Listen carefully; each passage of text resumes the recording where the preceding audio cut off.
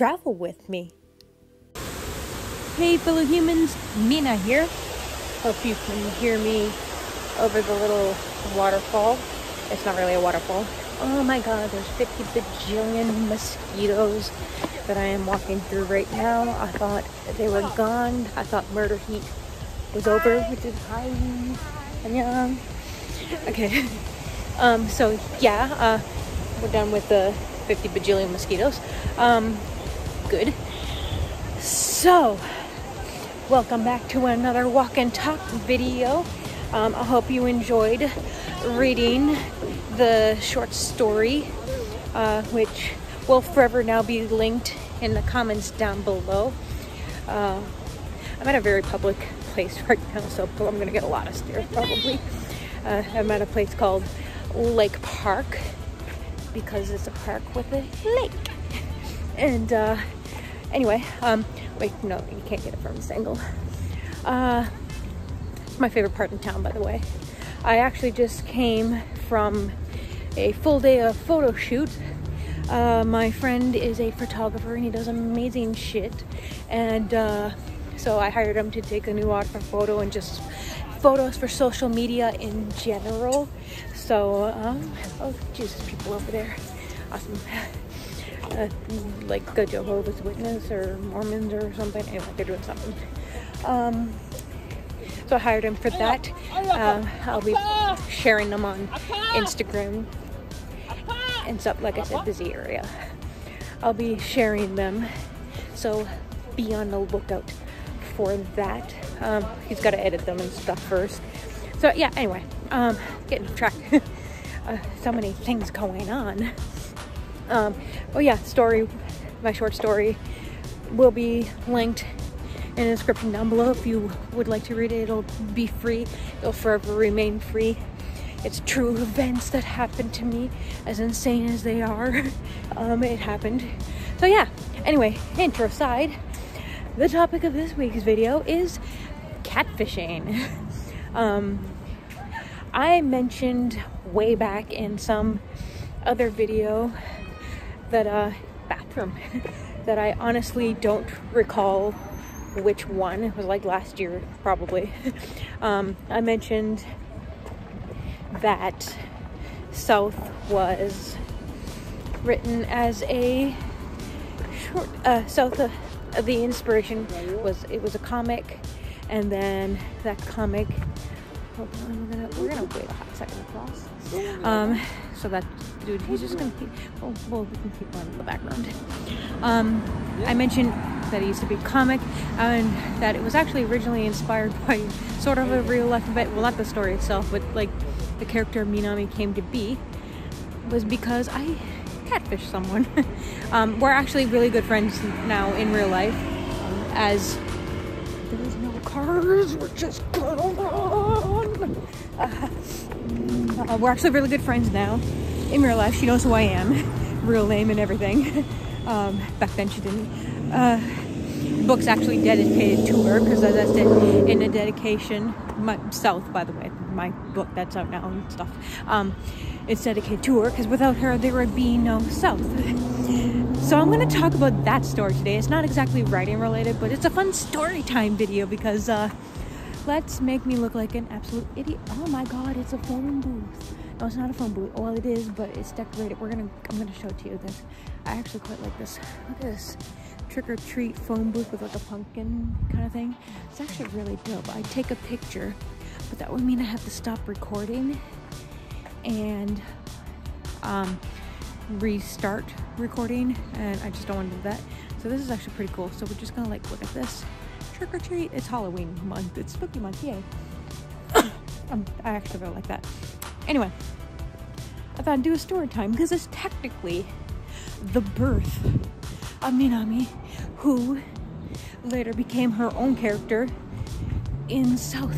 And I mean by own character, like she's a different personality than me and all that fun stuff.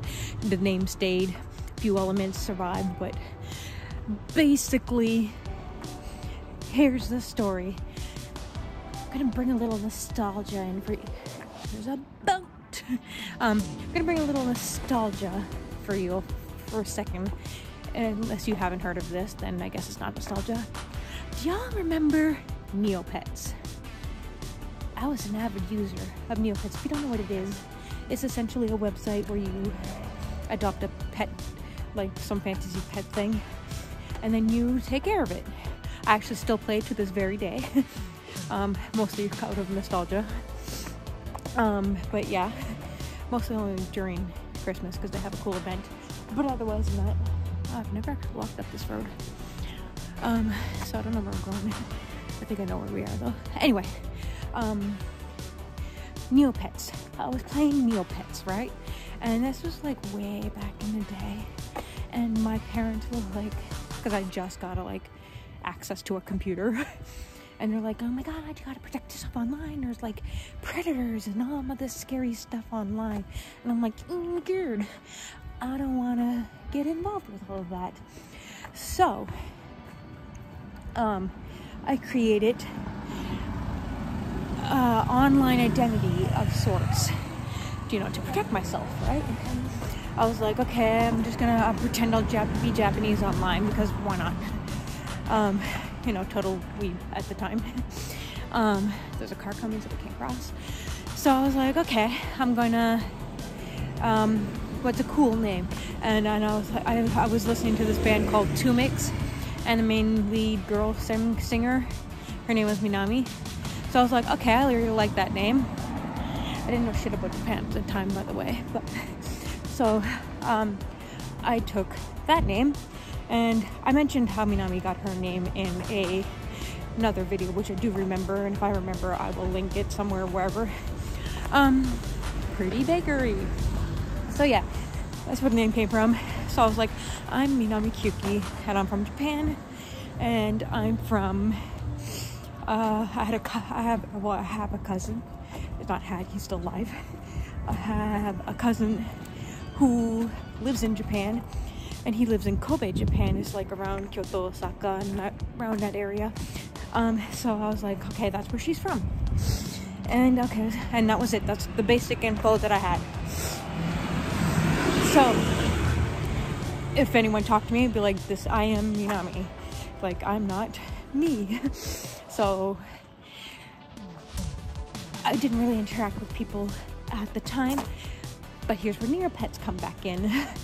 I was playing Neopets for a while, and I was like, not popular because you can't really get popular on the site, but I was like, I had a lot of Neo points, and I had a lot of cool shit. And so this newbie player, because you can see how long someone's been playing, and I was playing for a while at this point, and this newbie player, she was like, hey, she Neo-mailed me, which is like email, you just message. Anyway, she sent me a Neo mail, and she was like, hey, I don't know what to do. And I'm like, oh yeah, I can teach you because I know what to do. So we started talking about like how to do certain shit on Neopets, and then we just slowly started just talking about like regular friend things, like getting to know each other. And then I started getting serious, like friendship wise. She's from England, by the way.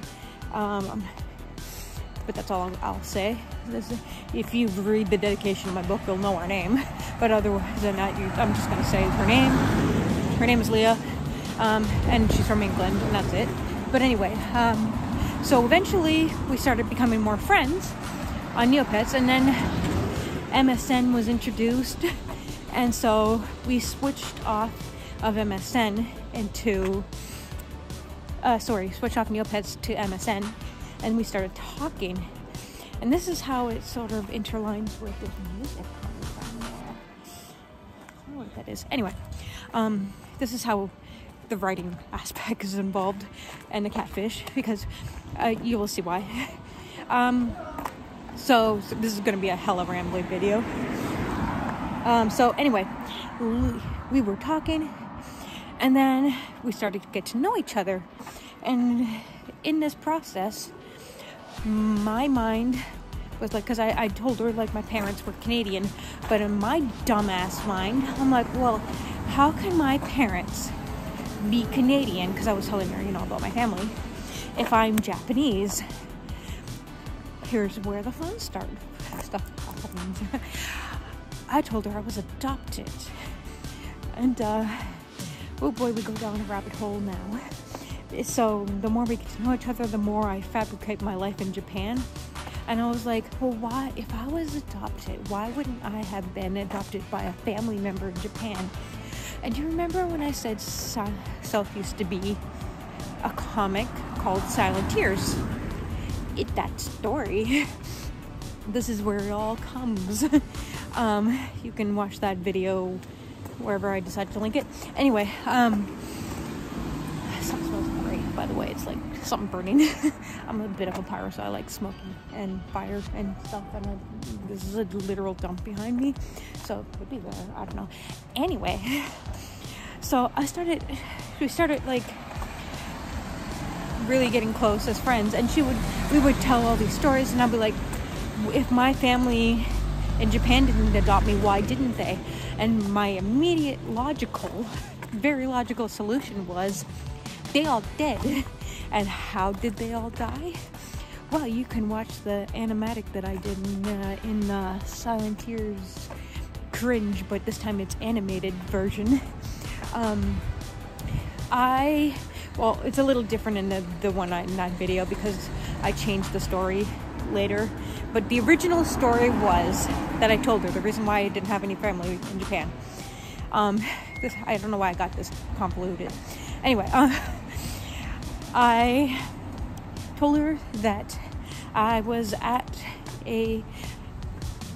doing karate somewhere, and we had a family reunion.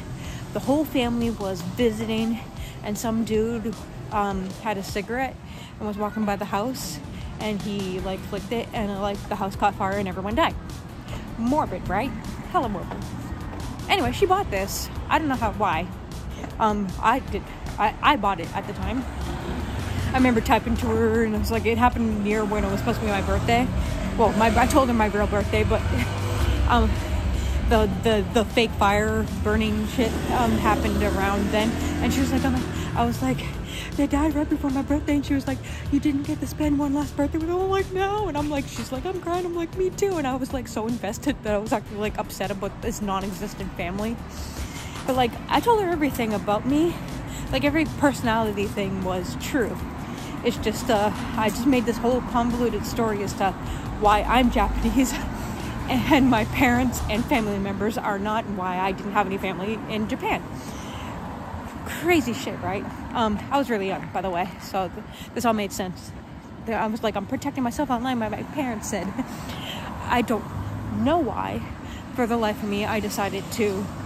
That's a chicken place, and it smells absolutely amazing. I don't know why I thought this was a good idea. Anyway, it was even so bad. Well, I was so bad at the point where we were sending mail to each other like pen pals, and she would send pictures of her and her family, and I was like, well, shit, I need pictures too. So I found like the very few Japanese singers that I knew at the time, which were two different people, by the way, and somehow she bought that they were the same person. I was like, this is me doing the thing. And I felt, and by the way, I did feel bad doing all of this because I was like, I started as just a way to be safe online, and then it evolved into this big ass story, and then it evolved to this big ass story, and I was like, I'm so into it. I even had friends in Japan, like my friends that I grew up with. I would even create little, I created their own MSN account, and she was friends with all of us, and there'd be times where, like, obviously, like, if we video chatted, my webcam would never work, so, like, I'd just, like, block it or something, and I would speak with a terrible Japanese accent, because, yes, I even went this far, and I'm not proud of all of this, by the way. So I would have this terrible Japanese accent, and then I would speak what little Japanese I did know. Like, I'd have my friends call me, and I would speak Japanese, even though I didn't know Japanese back then.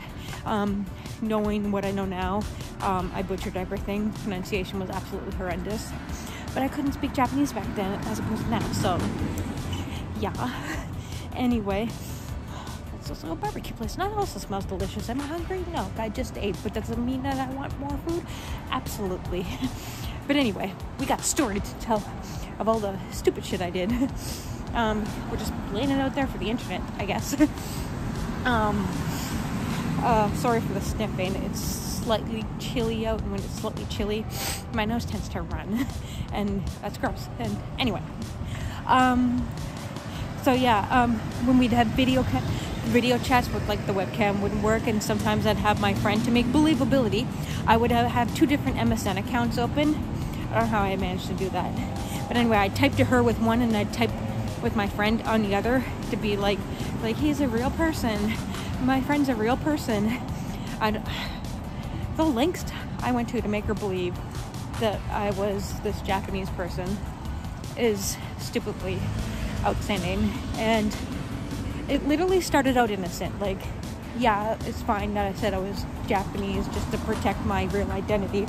But when we started actually being friends, as you can see in the story, I went a little overboard. And eventually, after years, this went on for years. After years, I felt guilty enough, and I was like, I can't do this anymore, because she's like she's like one of my best friends, and she's told me some stuff, and I've told her some stuff, like the stuff I tell her besides my fake friends, and I had to make up a few fake stories of when I lived in Japan. But besides that, the rest of it was true.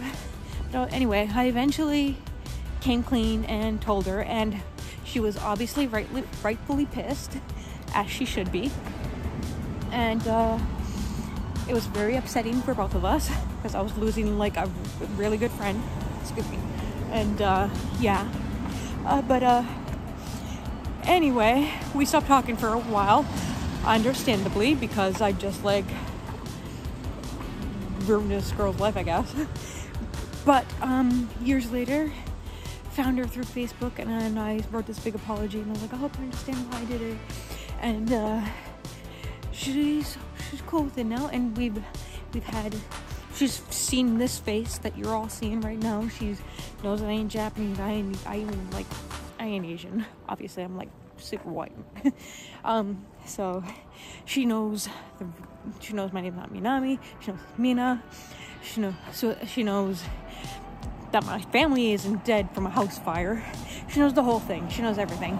And we've reconnected, and now we send mail of actual stuff, and now we're still besties again. And so I guess it worked out in the end. I got lucky there. But honestly, I do regret that I let it go. One, that I started going so deep so fast, and 2, that I let it go on so long. Do not recommend to do this to anyone you consider a friend, especially if you've seen them on video chat and you know they're like a young kid like you. So yeah, this was all in middle school, early high school, by the way. This was like a gajillion years ago. Oh my god, I graduated high school in like 2006. Jesus, I'm old. I'm 33. I'm not that old, but still. Although I will say my birthday is next month, so I guess I'll be 34 next month.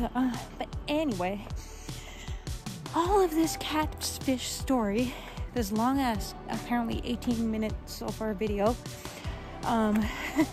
was to say that is how South started, sort of.